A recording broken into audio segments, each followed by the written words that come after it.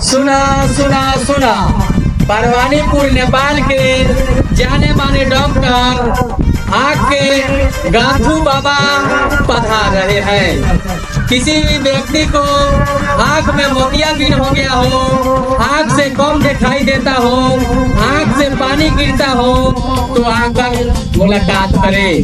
आज ही देर ना करे, जल्दी आए। चल ना आंखों दिखा के ले आवल जाओ। चलो मोबाइल हाँ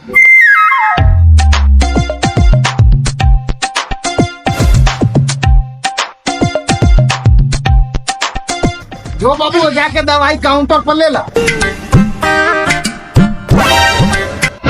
हाँ बोलिए क्या परेशानी है? डॉक्टर साहब हमरा आंख दिखावे के बाद तोहरा दिखाओ बा के हुनकरा? डॉक्टर साहब न हमरा देखावे के बा न हिनकरा, ए बकरिया के नुआ के देखावे के बा। तेरी बहन का मेहरारू, हम तो आदमी के इलाज करे नहीं तो बकरी लेके आयल बना सा। अच्छा चलो पैसा तक के हम लोग कमाए ले। अच्छा तो आप लोग यहीं पर रुकिए, हम अभी इलाज करके ला रहे हैं। कंपाउंडर जरा गेट खोल दो। रुको जरा सबर करो। आइए देखते हैं बैठन मजा आएगा। ये अभी मजा आएगा ना भिड़ो।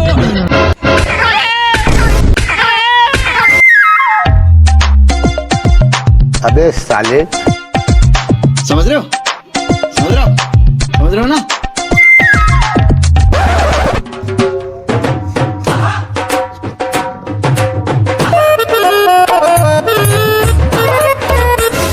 डॉक्टर साहब, बकरिया के आँख के ऑपरेशन कोई नहीं है कि पीछे के ऑपरेशन कोई नहीं है? आगे के कम कोई नहीं है, पीछे के ज्यादा।